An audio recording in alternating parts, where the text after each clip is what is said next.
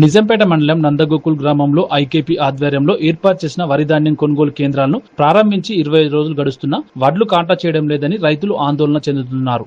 కల్లాల్లో వడ్లు ఎండపోసి టాపర్లను కిరాయికి తెచ్చుకుని కప్పుకున్నామని, ఇంకా ఆలస్యం చేస్తే టాపర్ల అద్దెలు చెల్లించలేకపోతామని రైతులు ఆగ్రహం వ్యక్తం చేస్తున్నారు. కొనుగోలు కేంద్రాలకు ఇప్పటికీ అమాలీలు రాకపోవడం ఏమిటని రైతులు ప్రశ్నిస్తున్నారు. ఐకేపీ ఆధ్వర్యంలో కొనుగోలు కేంద్రాలు ప్రారంభించినప్పటికీ కొనుగోలు కేంద్రాలను ఏపీఎం సందర్శించకపోవడం ఏమిటని వారు వాపోయారు. ఇకనైనా సంబంధిత అధికారులు చొరవ చూపి వడ్ల ధాన్యం కొనుగోలు ప్రారంభించాలని రైతులు కోరుతున్నారు.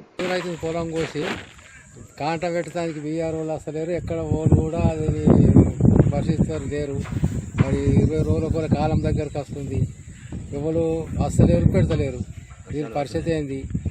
మేము బాధపడుతున్నాం. వర్షాలు మోపు అవుతున్నాయి, రోజు రోజు మగుళ్ళు అవుతున్నాయి. మరి మా నందపురం గ్రామం ఇక మాకు చాలా ఇబ్బంది అవుతుంది.